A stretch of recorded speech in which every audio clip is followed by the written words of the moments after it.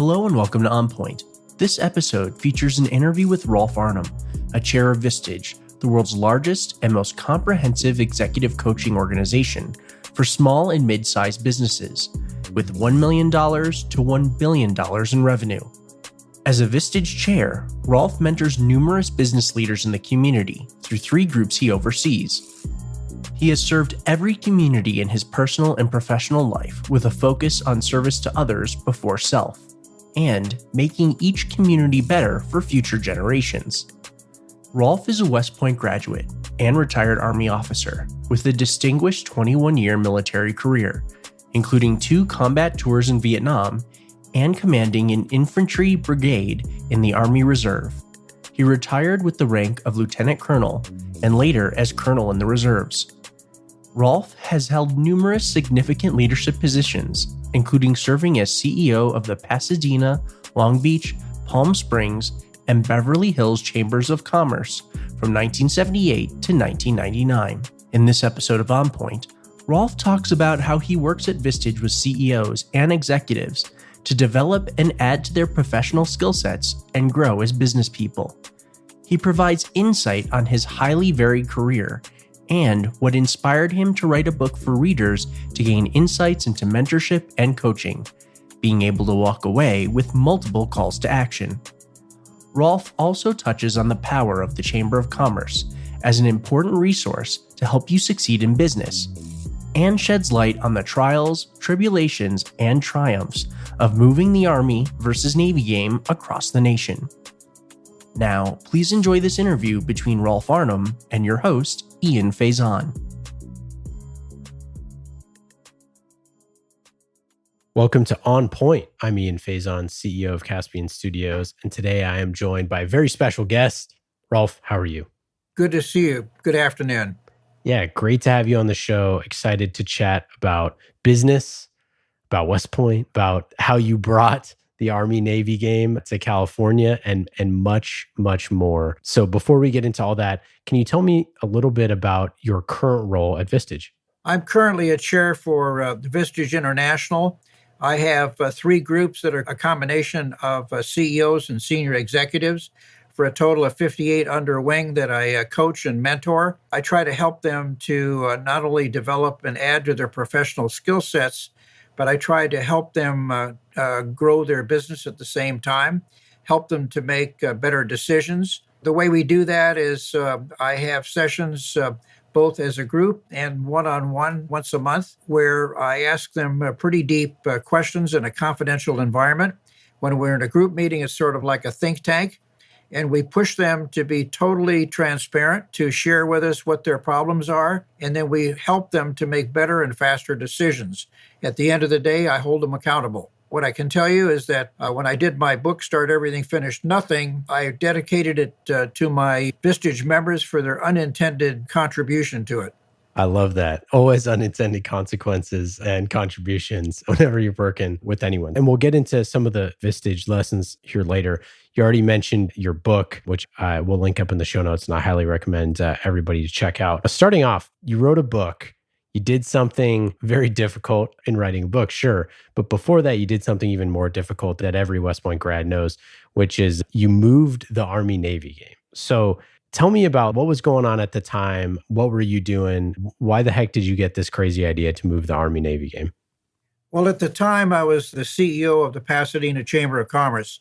And my mission really was to move Pasadena from a 1 event per year to multiple events and activities to sort of ramp up business activity. And so I saw the Rose Bowl as an opportunity to do that. And so I really went down 2 tracks.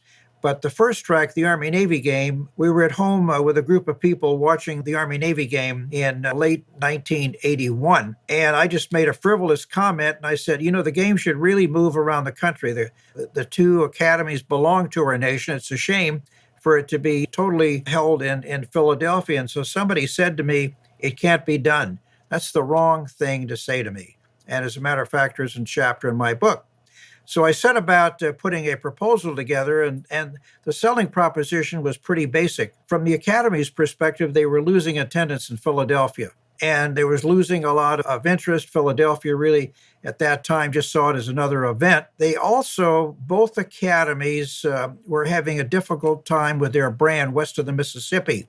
And it was difficult at best to attract qualified candidates for both the military academy and the naval academy west of the Mississippi. So I saw that as an admissions challenge.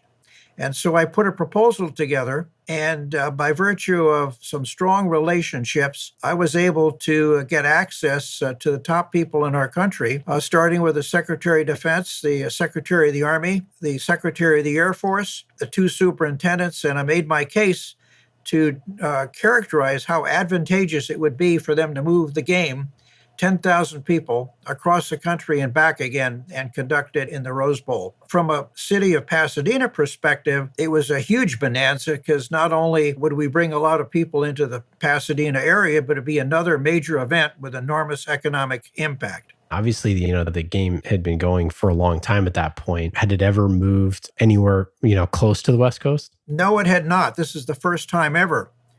It turned out to be the largest movement in peacetime history, where 10,000 people had to be moved from both West Point and Annapolis to the Pasadena area, never mind house and feed them, conduct a parade, conduct events. It was an enormous $6 million undertaking to make all of that happen. And everybody candidly thought I was totally crazy. What was interesting about it is that I got the go-ahead for this thing in February of 1983 with the idea that the game would be played on a Saturday, the first week of December.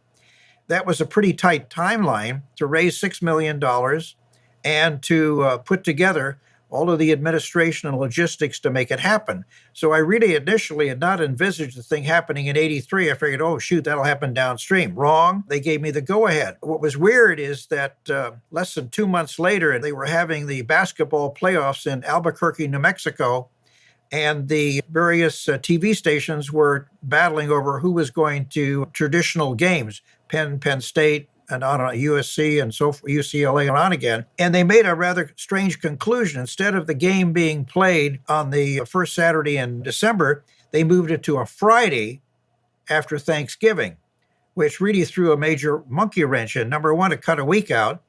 Number two, it completely upset my sweetheart deal because I had been successful in meeting with the chairman of the board and the president of United Airlines and got a sweetheart deal to move all of the cadets and all the midshipmen across country and back. Well, that blew up because now I'm looking at a Thanksgiving weekend. So I really had to scramble to get the air put together. And then I had to scramble to find places for everybody to stay, rather. And the Secretary of the Navy was not my best friend because he was a native of Philadelphia and thought I was totally the enemy. He threw a couple of wrenches at me and said, no, you're going to put at least 1,000 cadets and 1,000 midshipmen in hotels. There's cost. But the rest of them, could go out to family homes. And I was befriended with a sports editor for CBS Sports in Los Angeles. He got me on TV, and I made this plea about how would you like to have a cadet or a midshipman in your home over the Thanksgiving holidays? Holy smoke, the thing blew up completely. And we were oversubscribed in terms of people that wanted to house cadets and midshipmen, which had a very lasting impact because more weddings came out of that. More long-standing friendships came out of it. But then I had a problem. I had to feed 2,000 cadets and midshipmen who were stuck in a hotel. I went back on TV and was able to get them all out for Thanksgiving dinner again. And adjusting for inflation, you're talking about, this would be like current day, over $17 million, $6 million back then. But I mean, you're talking, this is a massive amount of money. It gets worse. I had to raise money in parallel with Peter Ueberroth and the Los Angeles 1984 Olympic Games. He was getting cash. I was getting pledges, which boomeranged later on. So people could see putting up cash to support the Olympics, which is going to be ongoing, for several weeks. This game is, 4 hours and boom, gone. What happened on the Monday after the game, Senator Proxmire of Wisconsin came out and said, I'd certainly like to know how many federal dollars were spent on this, and called for a GAO investigation. So the LA Times comes out Monday morning, says, Army-Navy game under investigation. Holy cow, that completely froze all of my pledges, which really threw a major monkey wrench into stuff. So I had to double back and figure out, okay, how am I going to pay all of this off? At what point were you like, maybe this isn't worth it? Probably the day that they were all in the air and I was scrambling to pull all the pieces together.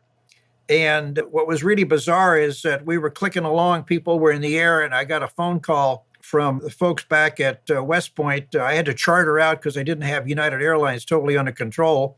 The charter airline for a bunch of cadets was sitting on the runway in Newburgh, and the airline had gone bankrupt, and they demanded cash now before they would take off.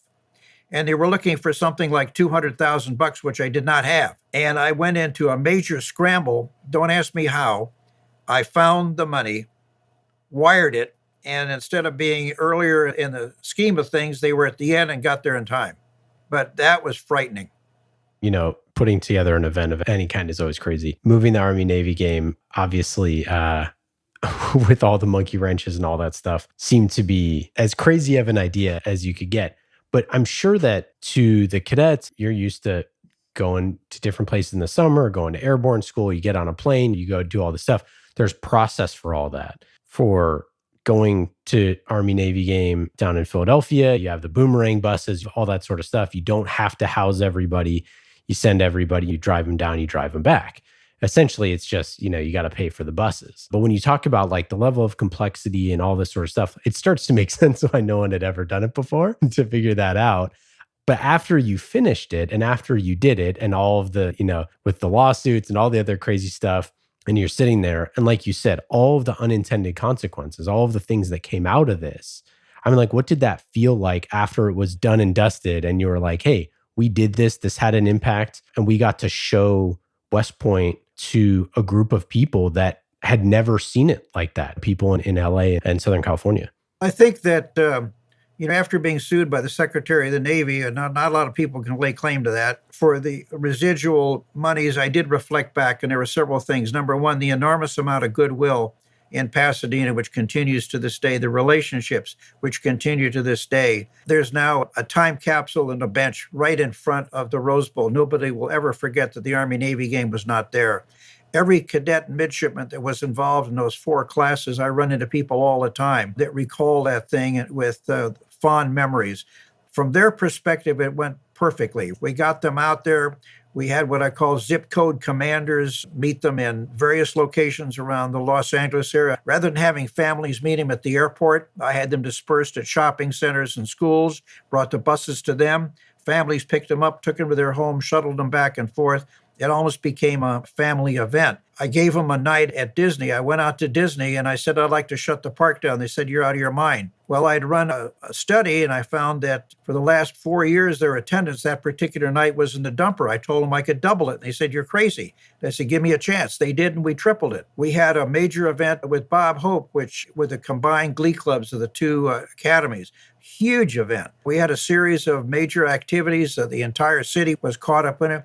I go back and they still remember the Army-Navy game in Pasadena, as do a lot of graduates. So they don't see anymore, what happened behind the scenes. They don't see that I got a phone call at 3 o'clock in the morning from the police department. My executive assistant had completely spaced out, had no idea where the hell she was. I mean, it was just, that kind of a time. I was talking to someone who was at Disney back when they had, I think it was Michael Phelps. They wanted to set up a pool at Disneyland to have Michael Phelps race someone at Disneyland. I don't know. It might have been a shark or something like that. But anyways, they're talking about this. And you're like, well, you put a pool in and it's not that big a thing. It's like, yeah, but what happens if you spill 1 million gallons of water in Disneyland or whatever? Yeah. And you start to think of the second and third and fourth order events. And obviously crisis planning works that way. But like marketing works the other way too. I know as a kid who grew up in Oakland, California, I never met a West Point cadet ever. I didn't even know West Point existed until I was a sophomore in high school and I was on the East Coast visiting my cousins, and my uncle and my dad cornered me and are like, hey, you should apply to West Point. I'm like, what is that? And like, that's just how it is. Like on the West Coast, there's a lot of people who don't know that.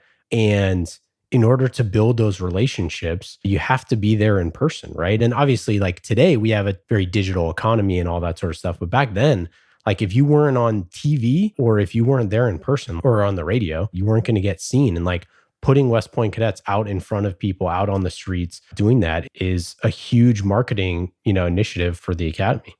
To your point, you make an excellent one. it rained like to beat the band the night before the game. And so I thought that was going to really put a damper on the event at Disney. I can tell you I was out there. They were having a blast, rain notwithstanding, at Disney with friends. And we had something like 25,000 people out there. And I was there at 3 o'clock in the morning when it stopped. My biggest fear the next day was what was that going to do to the field? Because they had the traditional march on for the Corps of Cadets and the Brigade of Midshipmen in Philadelphia that everybody loves. And the commandant and a bunch of us were standing around on the field and looked at the field and said, there's no way we can have a march on. And I thought, yikes, there goes a major piece out of this big puzzle. What are we going to do? Well, that's what relationships are all about. I called my buddies on the TV stations in LA again. They put me on the air. And they said, how would you like to watch a parade of the Corps of Cadets and the Brigade of Midshipmen from downtown Pasadena to the Rose Bowl? Over 1 million people showed up. So instead of some 80,000 people watching a march on, it was on TV with over 1 million people lining the streets. So the Corps of Cadets couldn't have been happier. And so what? So it was a mile and change down to the Rose Bowl, but it had an enormous impact. But it's one of those things where I guess that's where I benchmark myself. I tend to figure it out. I don't have time for people that can't figure it out and see obstacles. It made a huge impact on the city of Los Angeles, not just Pasadena. And that was the biggest thing, and on TV. And the folks loved it. Well, and I think you at the time, you were retired from the Army. You'd been there, done that. You'd seen it all from that perspective. You had some cachet. You weren't just a random person trying to rub two sticks together. You were in a role that obviously could do this. And you were kind of the perfect connection point between West Point as a grad and retired Army officer. So I think you could pull all that stuff together. It seems like you called in every favor. And I know that that's like a really scary thing for entrepreneurs and business leaders when you have that moment in time where you're like, I know that I am not going to do this alone. I can't do it alone. I got to call in every favor. What was that experience like for you to have to call in all those favors and know that you got to rely on your brothers and sisters to help you out? It's very mixed. And I tried very hard not to make it about me, but about them and the important role that they were playing. I couldn't focus on, hey, I got a problem. I had to make it, we have a problem. And there are a lot of moving pieces here. And this is really about the two academies, and it's about their brand and their visibility in the marketplace. And so you're not doing this for me. You're doing this for the military academies. And I think that's what resonated.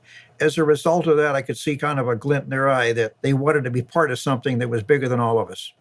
And so you wrote a book called Start Everything, Finish Nothing. The Curse of Modern Management. Obviously, a bunch of lessons from that book and just from leadership in general. You've been doing this a long time, West Point class of 53. I'm curious, why did you write the book and why did you feel like you had stuff that you needed to share? As a function of mentoring, coaching, and facilitating meetings with my CEOs and senior executives, my involvement with various community-based organizations, I find, and this is not something that I invented per se, but storytelling more often than not carries the day.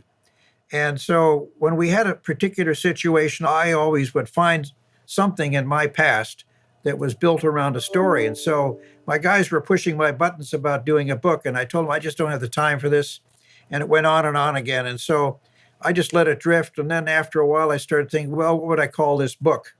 And I realized that when I listened to them and I listened to myself, every day you start all these things and you don't finish a thing. So I wrote that down. Then as a function of time, I said, okay, what would I build around it? And so I created a page for each of what I thought would be the various chapters of the book.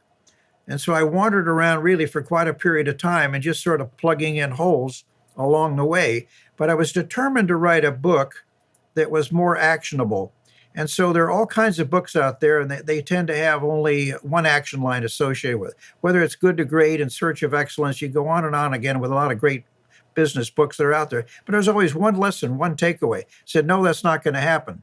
In my case, I wanted multiple calls to action. So as a case in point, I've got chapters that speak about it can't be done, decide, accountability, dealing with change, loyalty and commitment, changing careers. All of those things are very actionable. And as a result of that, you can pick up that book and just follow the chapter headings, and you've got a ladder to success, if you will, but it's all built around stories. One of the crazier stories is I was in my office in Beverly Hills. I got a phone call from the office of the mayor of Moscow. And to get a visa, a dignitary has got to get an invitation. Somehow, and I have no idea how this happened, but never mind, I had shown up in a fashion magazine in Moscow. That's another story. And so they called me and asked if I would invite the mayor of Moscow to Beverly Hills. Okay, that sounded pretty cool. I said, sure, why not? Well, the next thing that happens, of course, is I've got to explain that to my board, to the city council. They look at me, Arnhym, what did you just do? And I said, I guess I invited the mayor of Moscow. And then I get a call a little bit later from them, and they want to know if, and I hate to use that example right now with what's going on in Ukraine, but the short story is that he asked if he could bring a couple of business associates and some governmental people. Well, the next thing I know, here's an Aeroflot special flight heading for the city, and oh my gosh, 250 Russians are inbound to Beverly Hills. And they brought with them a TV crew with a drop-dead gorgeous blonde anchor. And we're about to get interviewed, and she could not have been more stoic, just like a pile of ice. And I didn't know what to do. What happened is that with that many people coming, I decided to put them together in the Beverly Hilton, all of those people, and then do a simulcast to Moscow. And so in addition to the mayor of Moscow, his agenda was to visit the Playboy Mansion, he didn't have all this other stuff going on in his head.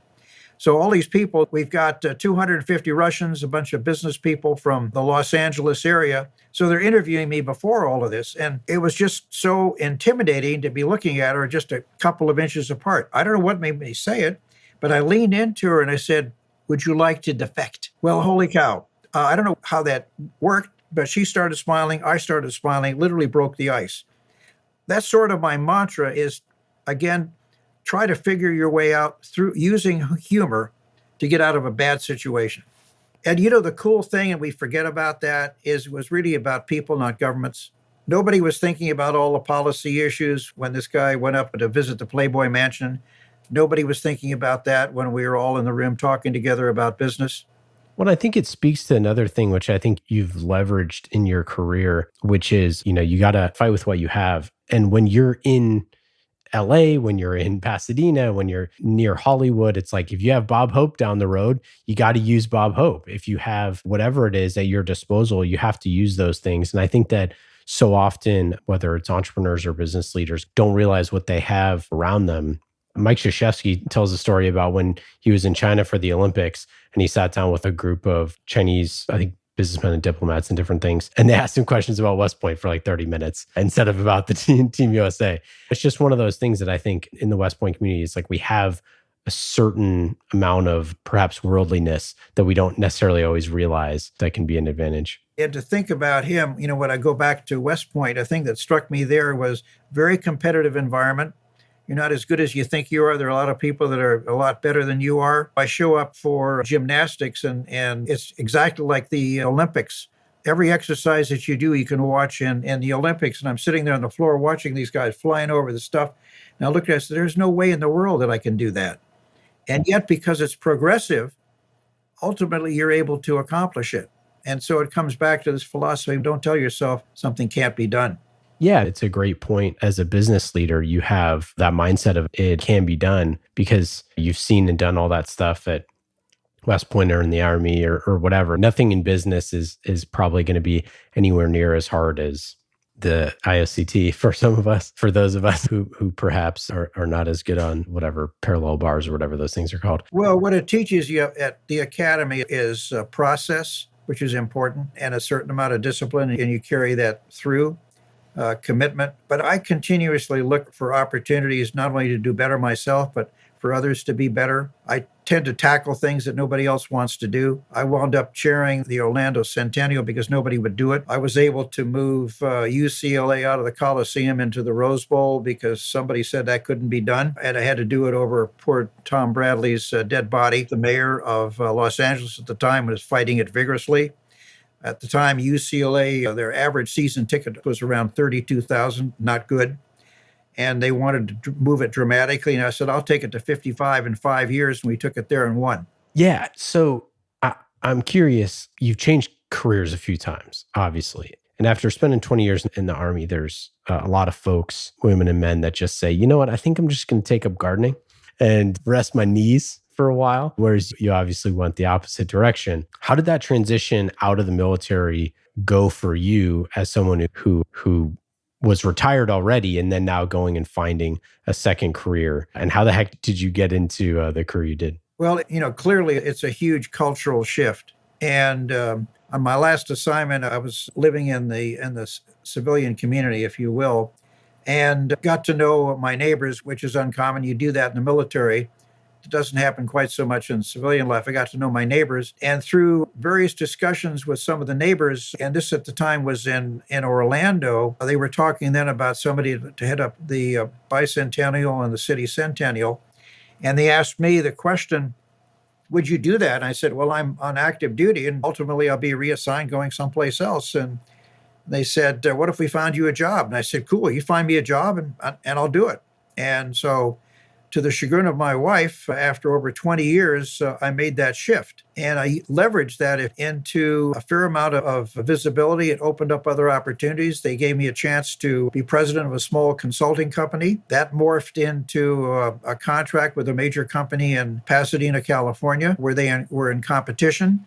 Interestingly enough, with IT&T to develop a series of training devices utilizing laser technology to get an indication of hit. They won the contract, offered me a job to come out to California and be co-program manager. And we birthed a system which is all over the Army today in the Marine Corps called a Miles system. It's a made-up word. It's totally garbage speak. And a classmate of mine came up with that name. We were naming it for somebody who was my boss we didn't think very highly of. We struggled with the middle of initial. We came up with garbage speak. And as it turned out, we had no idea that when we came up with the word Miles, it's a Greek word, miles, for Greek soldier. No idea. You put a laser, eye-safe laser in the Army's family of direct-fire weapons to get an indication of hit. I came up with the name. I took it through research and development, the first couple of phases, and I had the breadboard model still in my garage. Oh my gosh, that's so funny. So it doesn't stand for Multiple Integrated Laser Engagement System. That is the exact correct word. It was called Laser Engagement System. We were trying to put a Y in there. It didn't work. So we had to run with the eye. That is too funny. That's a great story. I'm curious, how did you know that being involved in the Chamber of Commerce, which is something you did a few times in your career, how did you know that was a career path that you wanted to go down? What was it about that? I'm not sure how I got into it initially, except that I met some people that were involved in the Chamber of Commerce. Befriended them. I learned a little bit about it. And so when the opportunity came to me, it just struck me that Chambers of Commerce offered an opportunity to interact with the business community. And if I was going to find my way, that would be a path to determine what my ultimate business career was going to look like. So I did not know precisely where it was going to lead, but I realized pretty quickly that it provided a stairway or a ladder or whatever, or a bridge, whatever you will. And that struck me as a good path to learn the members of the business community and figure out what was out there for me.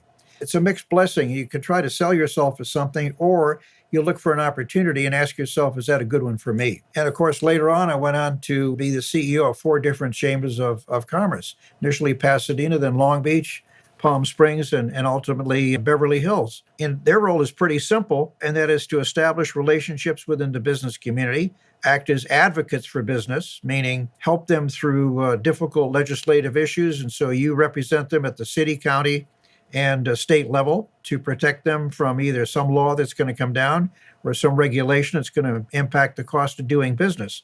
And I found myself in behalf of all chambers as a spokesman in their behalf at every level. And I think that visibility sort of led later on to something which was really a huge blessing. And that was, I was in California and at the time in Palm Springs, and was asked by the governor if I would serve on what was then called the California-Nevada Super Speed Train Commission. So technically, I'm a commissioner in the state of California, retired. That was a great assignment, by the way. And I'm the one that came up with a design for a high-speed rail system for the Pacific Southwest, not simply a gambler's special from Las Vegas to California, which was driving the hotel industry bananas. They did not want to have a high-speed exit out of California. So there were all kinds of roadblocks. But the short story is, on one of those trips, the commission knew that I had taken German at West Point. Because I had an excellent instructor, I gained a fluency. And so we get over there and they ask me if I'll give the welcoming talk to the German engineers. which I was able to do, but I was sweating bullets because I was trying to pull words out of my head as fast as I could. But somehow it worked, and I became their instant buddy. Oh my God, the guy speaks German. That's incredible. What's your relationship like with the academy? Obviously, you've been involved with it for a long time. It seems like it keeps coming up throughout your career, and it's been an ever steady presence for you.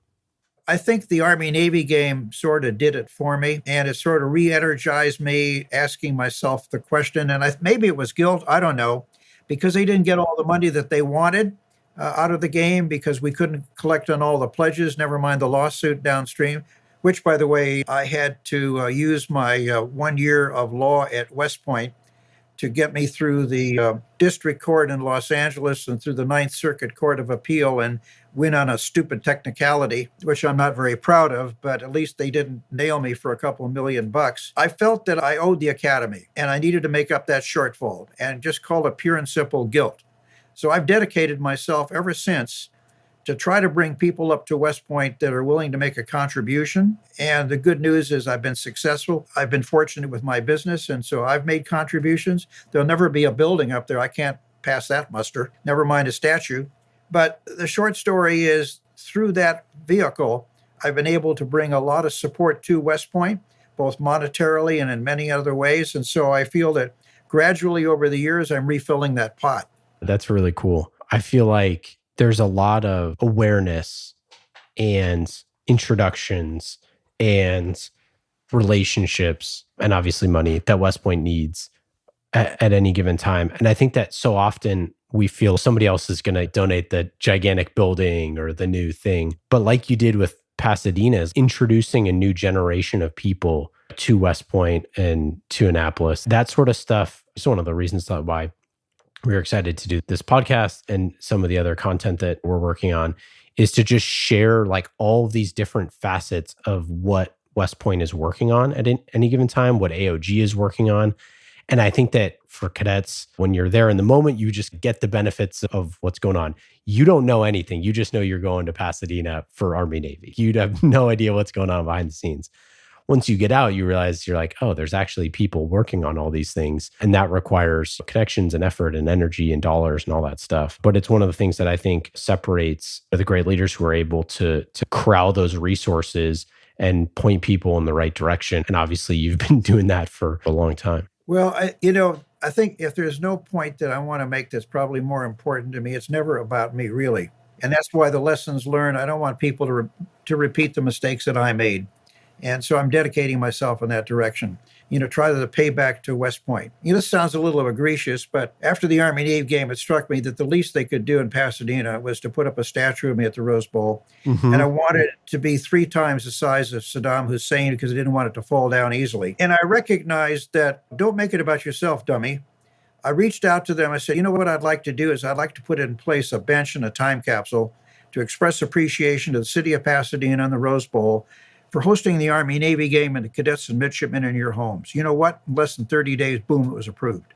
That's simple. And it'll be open on the 25th of November of 1983 where there's a time capsule. And it's now become a focal point for visitors because they've added to that, they put another bench in place to commemorate the 1944 Rose Bowl game, which was played at Duke because of World War II, and a statue. And so all of that is very synergistic, and it's about 1,000 feet, give or take, from the entrance to the bowl. You cannot miss it without knowing that the Army-Navy game was there. That's amazing. So I was super involved in like fan groups for the basketball team and for the football team when I was there. And one of the big reasons that I wanted to do that and why I was super involved was I just wanted like our sports teams to have more students to go to those games.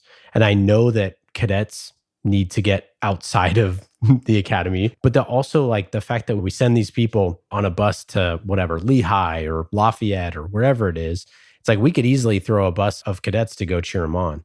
And I think that like when you are all one team and like that sort of stuff has like a huge impact. It had a huge impact at me at the academy to be able to go to all these different stadiums and watch the Army basketball team play a bunch of different places. And I signed up for pretty much, and we did a bunch of that stuff for the football team, and Colonel McKern and General Caslin and all those people were awesome when we were there to support those efforts. but it makes a huge difference. It makes you more worldly. It makes you see out to other places. Like I'd never been to central Pennsylvania. I'd never been to, all those different places. And it's really bringing the entire Corps of Cadets to Pasadena is something that there's a reason why it hasn't been done since. But to my taste, not a good reason. It's like, it sounds like it was a logistic headache. And maybe that's an understatement. But I think that stuff is so important because so many cadets come from different places and walks of life and all that stuff. You need to be able to experience, like that's what's great about the Army is it's a melting pot of all these different cultures and communities.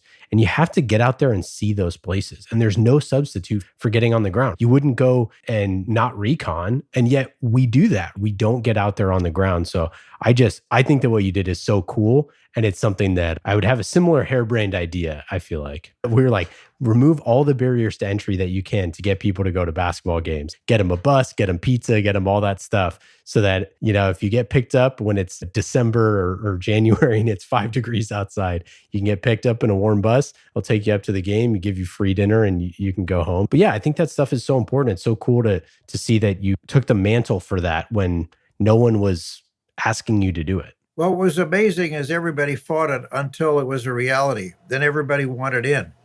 Can I go to that VIP event? Can I get a ticket to this? Can I get something else? So all the naysayers suddenly switched gears the moment the thing was fully in motion.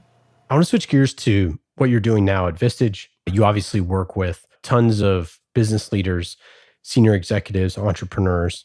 I'm curious, what are some lessons that you've taken over the years in working with some of these folks and the types of companies that you're working with? In today's world right now, everybody is struggling with two main things, as you probably know. One is manpower, and the other is supply chain management. And many of them just are not equipped to move as quickly as you have to move in a very fast-moving dynamic. And inherent in that, and that's why there's a chapter in the book called Decide to Decide. They're afraid to make a decision because they're afraid that they've put themselves either at financial risk or that their decision will be criticized downstream. I would say that's number one.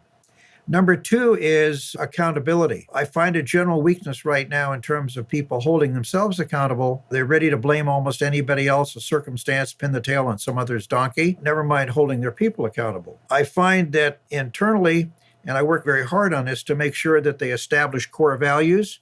Some would call it fundamentals.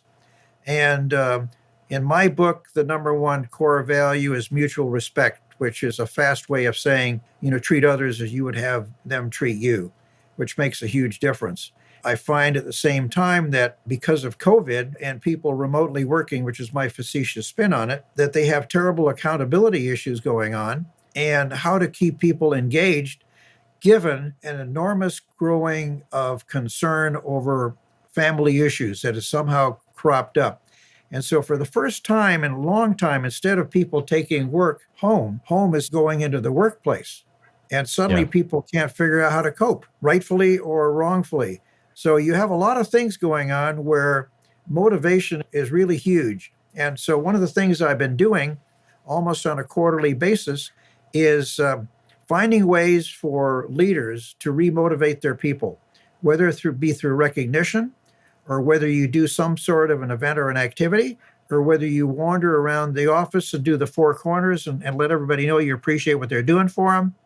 Whatever it is, to pay more attention to people's needs and what motivates them and find out what motivates them. And I think there's the key. If you can find out what motivates somebody and give it to them and give them the opportunity. Yeah, I remember sitting down with my wife probably 4 or 5 months into the pandemic, and I was like, every excuse has been stripped away for why we're not going to the gym. We don't commute anymore. We don't do it. We stop work at a certain time. We're at home. We have nowhere else to go. We have no commitments. We have no anything. And yet we still can't have time. Turns out, I think the problem is us, not our competing priorities. And I think that was a hard look in the mirror for everyone saying, yeah, it turns out it's actually me that's the problem. It's not the commute. It's not the other stuff. You're spot on. And I'm not saying that everybody, that one size fits all. There are a lot of people who can very effectively, and salespeople are a good example, who can very effectively work in a home environment, assuming that they have protected space and time. Yeah. How many folks do you think you've mentored over the past decade or so? I'll put it into two categories. I'd say in excess of 100 easily, but it's got to be more than that. I hadn't really thought about it. Currently, I got 58 under wing right now. And then I was told, because I'm part of a program reaching out to help transitioning senior officers and senior enlisted coming out of Special Ops Command, somebody told me I'd mentored over 40. There are a lot of people that I work with pro bono that can't afford to pay for Vistage. And I do it pro bono. Just because somebody doesn't have the money, that doesn't mean they don't have the wherewithal and the opportunity. And I want to see them get to opportunity. I really can't put a number on it. I wished I could, but it's a fair number. And so what size companies does it just range the gamut? Yeah, but the definition of small business comes into mind. So it could be that entrepreneur with 5 or 6 people. It could be a bank with a boatload of people, or a law firm with 500. I would say in my particular world, it runs a span just within my groups alone from 1 million to about 250 million. That doesn't account a bank. And obviously, we'll link up your website and all that stuff if anyone wants to get in touch with you after this. I know you're not doing this for press here, but I got to at least give you a plug. The other thing that before we get out of here, I do want to ask you, it's been really interesting to me and illuminating the stories about the Chamber of Commerce, because I didn't really know what the Chamber of Commerce did. And when we were talking about it, it was really interesting to learn that stuff. What would be your advice for a business owner or entrepreneur of how to leverage the Chamber of Commerce to help you out? I think the Chamber of Commerce is a powerful tool, and a lot of people just really don't understand it. If you're going to effectively operate a business, you jolly well better be a member of the Chamber of Commerce. It's tantamount to the Good Housekeeping seal of approval. But you can't go into a city planning commission or into a county planning commission and have any kind of leverage. The Chamber of Commerce will get you in the door. So if you're waiting for a permit, or you're waiting for a certificate of occupancy, or if you're trying to take out a license, or if you're trying to get a variation, anything that you do that is a bar to entry to you to effectively conduct your business, that's what the Chamber is all about. True, all you hear about is it's Chamber of Commerce Day, which is another way of saying it's a good place to, work, do business, and to live. Oh, that's a good tagline. But more importantly, the relationships that you build within the Chamber of Commerce lead to business opportunity. So there's business opportunity, business information, business assistance. You can't, for $400, whatever a minimum membership is in the average Chamber of Commerce, the return on investment really is a function of how engaged they are. You can't just simply sign up and say, I'm now a member of the Chamber of Commerce, put up your shield and move on. No, you've got to engage. And so they do that through the various committee structures and bringing people together to do various things in behalf of the community. There are 2 programs that just about every chamber does, and I did it. And I'm active here in the Tampa Bay area in the Small Business of the Year program and in Leadership Tampa. And I've been through both. Both are vehicles to Leadership Tampa, like Leadership San Francisco or any other city, is to give you a back scenes view of how the city ticks, and to give you an introduction to every facet, to include the nonprofits, the cultural, the sports, tourism, and the whole deal. The knowledge that you can gain through these programs, you can't measure. Through the Small Business of the Year, you get huge visibility. Never mind, they run you through the coals in that process, and you're a better business coming out at the other end. So it's a totally invaluable tool. I remember in Pasadena, I had a guy from a major airline. I won't use it for purposes of this podcast, but I asked him to be the chair of my membership committee, which was suffering. We couldn't get people to come in. Well, all of a sudden, he started bringing brand toys in, and he couldn't beat people off. And it got to be to the point that if his airline didn't go there, they were not going to go there. It was that funny. But it's that kind of stuff that builds the relationships. At the same time, when I was in Beverly Hills, we were just like every other community. You had a couple of events. One of those was what I facetiously would call Wake Up Beverly Hills. And we used to go around the room. People would stand up, introduce themselves, mumble their name. Nobody would pay any attention. And it was just hilarious. So I came up with the idea of everybody come up with a tagline. Now I had their attention. So there's one lady gets up, she runs a mortuary. What's her tagline? It is better to know us than need us and not know us. Holy cow, a funeral home. But you could use that same tagline in almost any situation. And it created energy within the room. I love it. Rolfe, this has been absolutely fantastic. Any final thoughts here? Don't let outside forces influence your inner drive. I'm not Yogi Berra. When you get to a fork in the road, take it. I'll blast my way through. I will figure it out. But in the process, I've got to understand that human capital is involved.